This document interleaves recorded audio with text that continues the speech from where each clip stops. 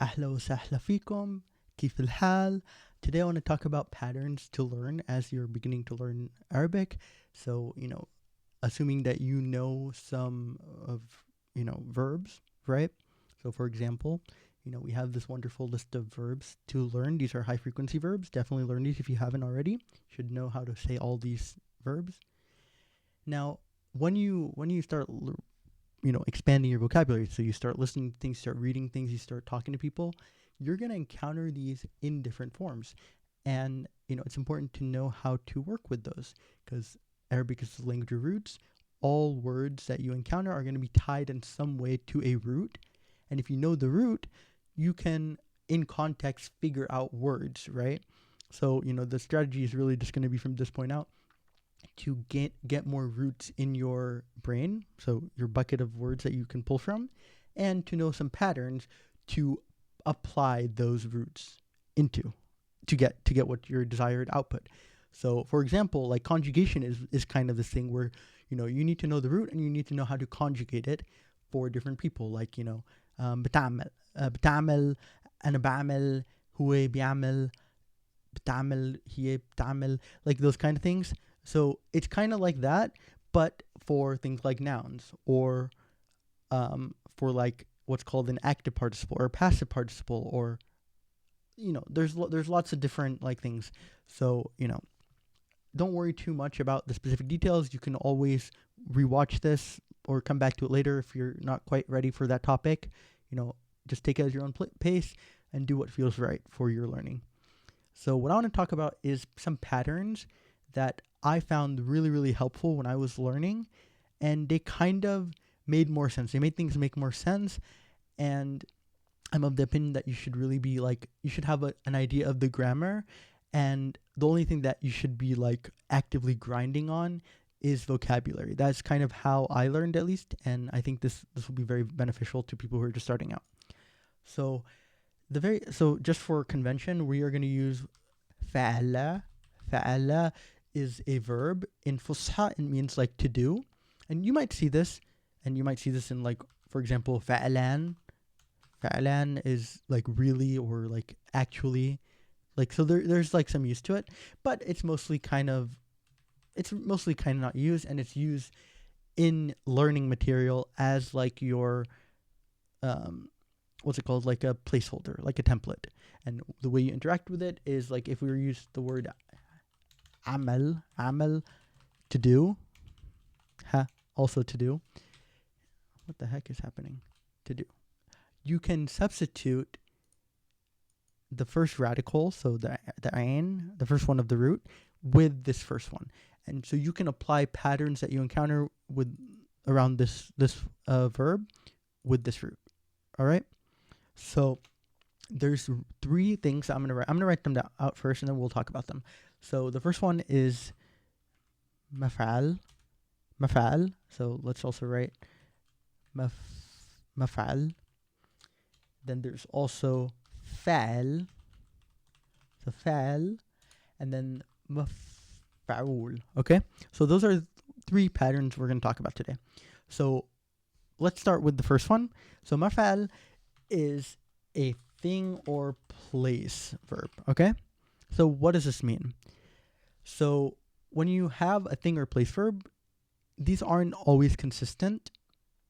Some verbs are just going to be, you take the root, you apply this to this, and it's going to be a thing verb. And some, you apply the root, it's going to be a place verb, right?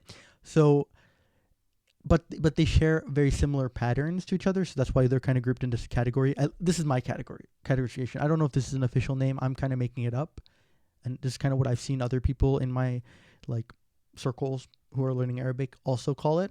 So take it for what it is. You might find a better name for it. It doesn't matter. So thing or place, meaning you want to think about it as the thing that does verb, right? Let's zoom out a little bit so we have some space. Or it could be the place that verb is done, right? So that's kind of how I think about it in my brain. So so for example, one common one you're gonna hear and probably learn early on is matbakh, right? So matbakh. So if you know the root, so let's say the root's tabakha. Tabakha has to do with cooking. So tabakh is cook. He cooked. Past tense. Male singular past tense. Tabakh. Or if I say batbakh, I'm cooking. I cook. Batbakh djaj kul yom. I cook djaj. I cook chicken every day. So matbakh, so it could be two things. So from our understanding, from what we know about this pattern, it could be the thing that does something, or the place that the thing that verb is done. Okay, so there's two possible meanings to matbakh, and we'll eliminate one by context, and just like as we learn and encounter verbs, we'll just be like, no, that one is this one, that one's this one, right? So matbakh means kitchen. So how does that relate to cooking, right? Well, the kitchen is the place where cooking is done, right? So that's how. So this is a place verb, okay? Does that kind of make sense? So for example, another example is matam. So matam, okay? Matam is from ta'am. So ta'ama is like to taste or to, like consume, like kind of in that vein. And notice that I'm not giving you a one-to-one exactly. I'm kind of just giving you a general idea. It has to do with tasting. That's, you don't want to think one-to-one when you learn verbs, when you learn roots. So the thing that does tasting, or the place where it tastes, a restaurant. This is a restaurant. So I'll write this in English too. So restaurant. And this is kitchen, right? So that's kind of how you. So if you were to encounter something, then like that looks kind of like mafal. You should immediately think, okay, thing or place. It could be the thing that does it, or a place, and you can look at the context, like the sentence, to see which one makes more sense. Like if I say ana baruh ala matam, well, you're probably gonna be the place, right? Because you're going somewhere, right? From context, you're not going to the thing that, like, it kind of gets fuzzy, and you're just it's gonna get better with time, of course. Let's see, what's I want to think of something that's a thing, right?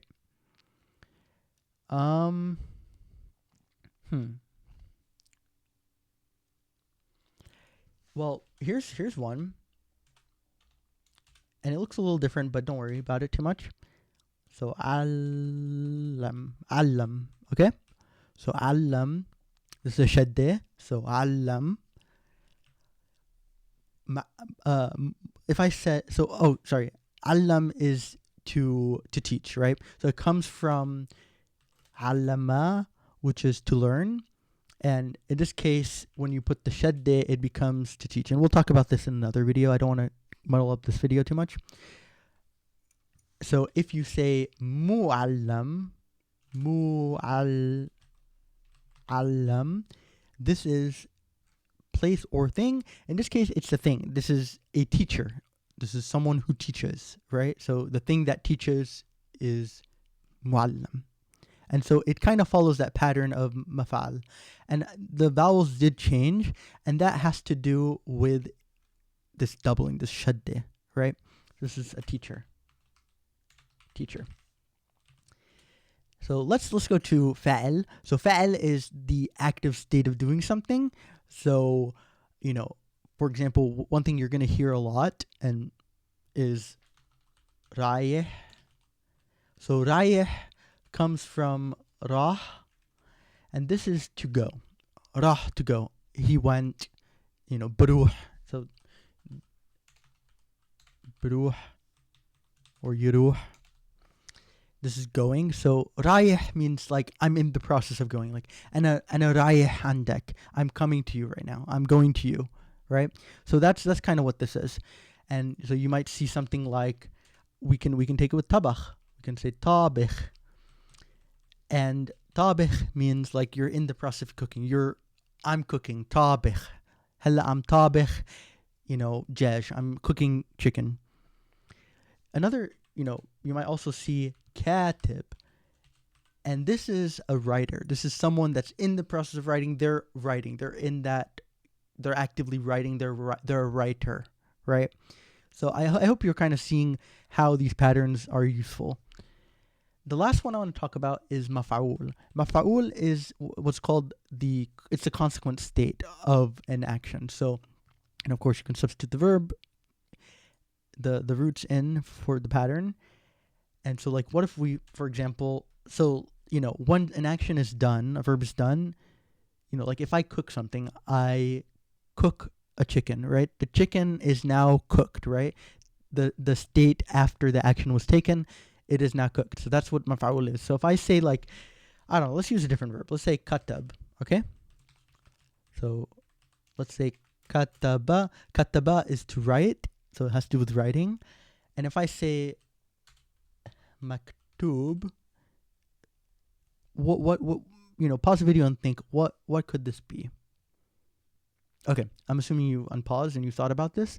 Maktub is written. It's the consequent state of writing. So, maktub alayh al-loha. It's on like a board, like on a sign, I don't know, like something like that. That's what loha is. So maktub is written. We can also have,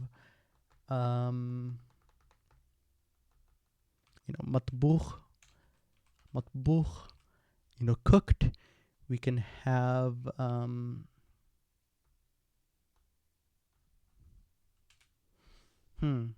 god dang it, maftuh, fatah is open. Oops, let's go here. Fataha is to open something. So maftuh is the consequent state of something being opened. It's opened, right? So, I hope these are really helpful because they will kind of open up how you interact with words. And if you're doing a reader, for example, you're probably going to find these in your reading, in your encounters. So it's really, really important to know these and to be familiar with these. I hope this was really helpful. If you have any questions, of course, please drop them in the comments. I think these will be really helpful. So, good luck. I'll see you in the next time.